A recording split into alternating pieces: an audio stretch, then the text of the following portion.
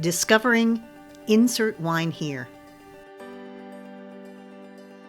We love making new discoveries about wines, so we thought we would share some of that with you. We will be rolling out a new subscription series called Discovering Insert Wine Here. Each month, we will choose a wine to discuss and pair and do a live Zoom with our subscribers. Now, when I say wine, we will keep this simple, but it will be something that you can find locally or order. During our Zoom, you will learn about the wine, the style, and the region. Then we will taste, pair, and share our thoughts. I'll finish with the recipe to show you how simple making the dish can be. If you can't join us live, we will share the recording so you can watch it later.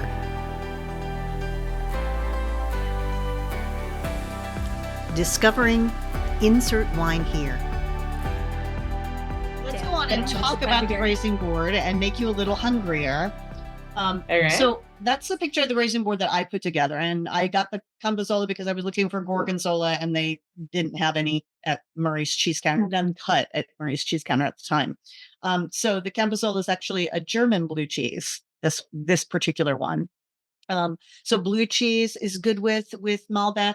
We had berry jam, grilled zucchini, anything on the grill. We actually had done some grilled mushrooms and some sirloin tips. So any of those kind of things, grilled red peppers, the blackberries, of course, like you're munching on right now, Baden. We have pecans, and a couple of cheeses. I did Asiago cheese, Parmigiano Reggiano. We had some aged Gouda, that kind that has little crystals in it that I love so much. It's some Iberico. I also did like some plums, some chocolate, beef jerky.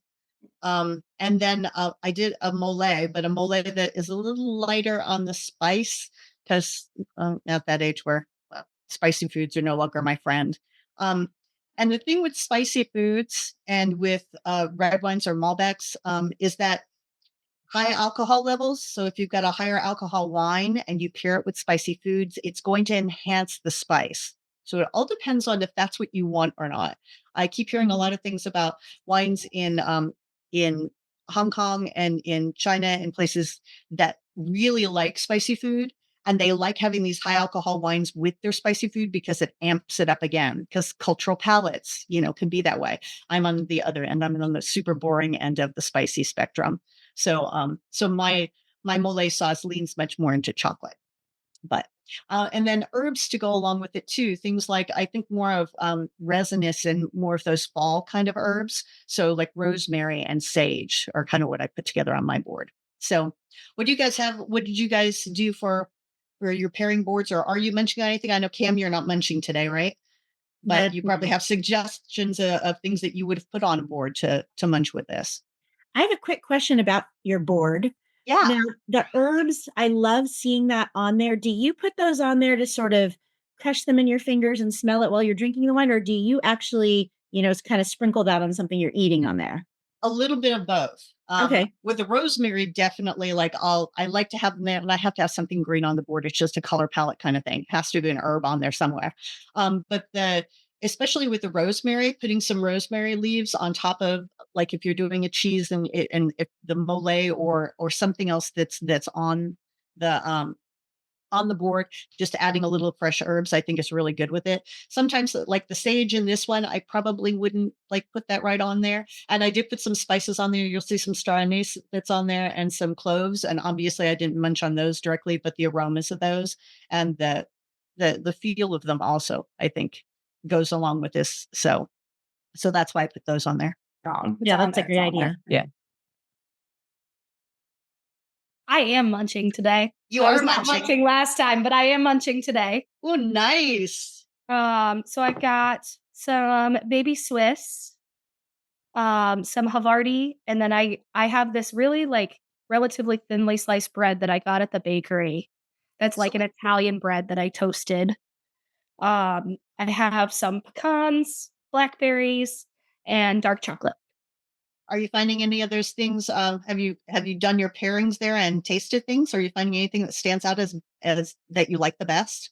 I really like. So I was doing. I eat things in twos. So I was doing 2 pecans, 2 blackberries, and the wine, and that's been a really good pairing for me. I really like excellent. This is And the Havarti with the bread and the wine has been really good.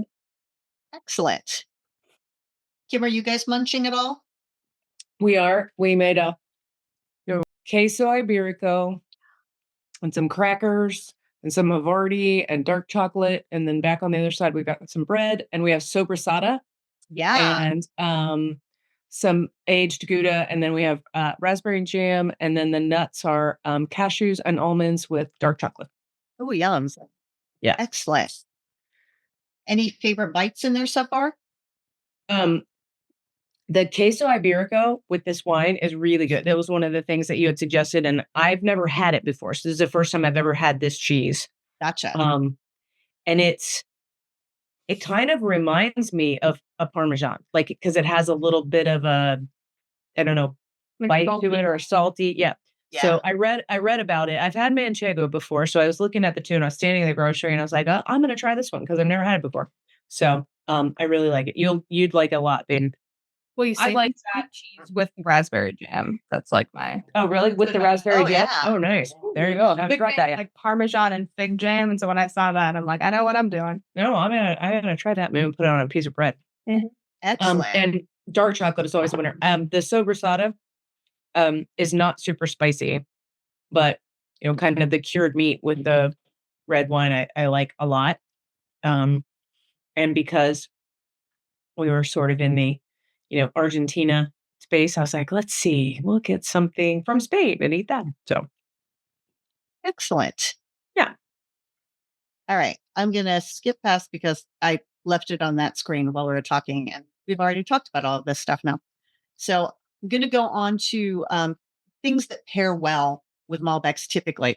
So steak, obviously, and we talked about the steak houses that you guys had gone to and enjoyed steak with Malbec. Barbecue is good with Malbec. Again, you get that open flame kind of a thing. Red peppers, I find, go terrific with Malbec.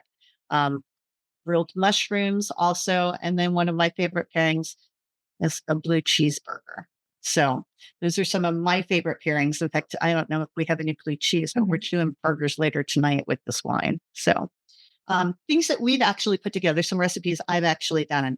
We did a strip steak cooked with a chocolate sauce, again, kind of leaning towards mole, but much more on the chocolate side, with grilled zucchini and red peppers.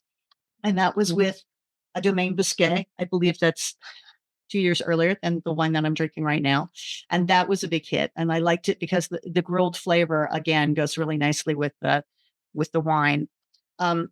With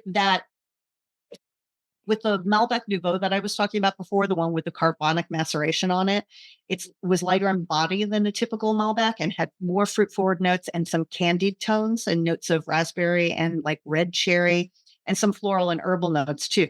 So we paired it with the seared ahi with a berry balsamic tea and the hibiscus gastrique with roasted golden beets. And then I seared the ahi tuna and it had a spice rub with coriander to bring forth those floral notes in it. And then paprika, clove, and allspice and black pepper. And the roasted beets tied in the candied fruit notes and also gave us an earthiness that I found played really nicely with the wine.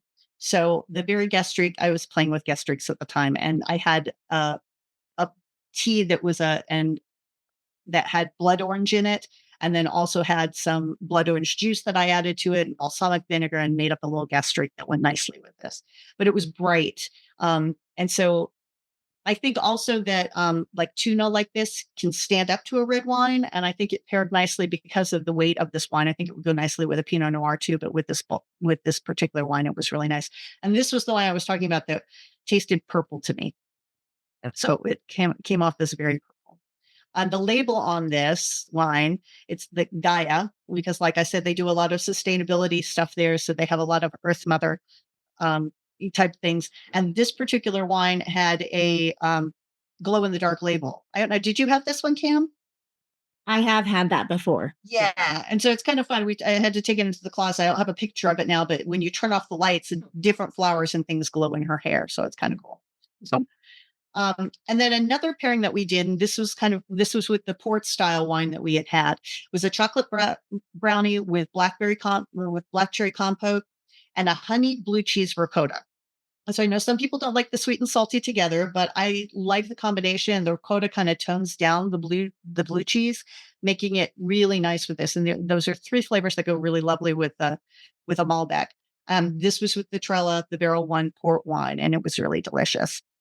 And then one other pairing, which is one that's in our second Tempting Spoonfuls cookbook, was boneless rib bites and a cherry cola barbecue sauce with chard and blackberries. And so again, come in with the grilled meat. So you've got the beef tones in there. We also did a Parmesan crisp with this, which I bought Parmesan crisps at the store at the time. But since then, I have been making them on my own because they're so easy. I mean, you just grate some Parmesan, put it on a pan, put it in the oven at 300 for like 3 to 5 minutes, and you've got Parmesan crisps. And they're really tasty. We did blackberries with this because obviously they go well. I did a little chard for some bitterness to go along with it. And the sauce basically tied in all of the flavors that I was getting out of the wine to drizzle on top. And you can see they've got beautiful edible flowers on them because we've got a friend here in town who actually has an herb garden, and she sells to a lot of the hotels, and she does edible flowers. And I happened to pick some up. So they made this look very pretty. So it was kind of a fun thing. And this we paired with a wine from Tupungato. And this was actually from Finca Fleischmann, but it was a blend. And it's pretty widely available, but a delicious wine. It's mostly Malbec. That's about all that I've got on this. Does anybody have additional thoughts, inspirations? Have you visited a region where they grow Malbec, or do you have a favorite Malbec? Next month, looking ahead, in May, we're going to be discussing Chardonnay and Pinot Noir. And those might seem like pretty pedestrian wines because you can find them in any grocery store and everyone has had them. But there are a lot of nuances to Chardonnay and Pinot Noir. Chardonnay, because it's a chameleon, where you grow it and what the winemaker decides to do to it can really change the flavors in the wine. And then the Pinot Noir, because there are a million different clones of Pinot Noir that all can taste dramatically different. So, and in fact, when you drink Oregon Pinot Noir, usually it is multiple clones of Pinot Noir all blended into one. So, and they use different things. So we'll be talking about that and the interesting things about Pinot Noir there. So that's for next month. As we are fine-tuning the subscription details for the next couple months, we invite you to join us for free.